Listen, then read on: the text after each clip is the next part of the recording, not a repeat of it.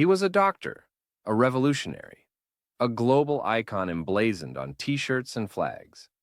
But behind the myth of Ernesto Che Guevara lies a complicated story of passion, conviction, and deep contradictions. Born in Rosario, Argentina in 1928, Che was a curious, intellectual child who grew up amid political instability. But it was a journey through the heart of Latin America that forever shaped his destiny. In 1951, Che embarked on a now famous motorcycle trip across the continent with his friend Alberto Granado. What began as a youthful adventure turned into a political awakening. The poverty, inequality, and exploitation he witnessed in mining camps and peasant villages shook him to his core.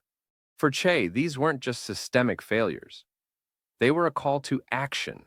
By the mid-1950s, that action took him to Guatemala, where he first got involved in political revolution, and then to Mexico, where he met Fidel Castro. This meeting was pivotal. Aligned by their dreams of toppling oppressive regimes, the two men became allies in the Cuban Revolution.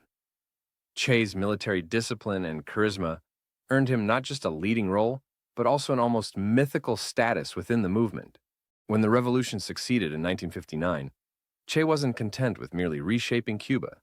He became a global advocate for anti-imperialism, urging oppressed peoples worldwide to rise up. But his idealism came at a cost. His ventures in the Congo and later Bolivia ended in failure.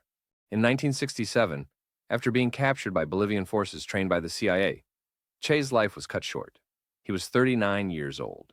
Yet, death only amplified his impact. To some, the image of Che, beret-clad with a determined gaze, represents liberation and courage. To others, he symbolizes a flawed ideology.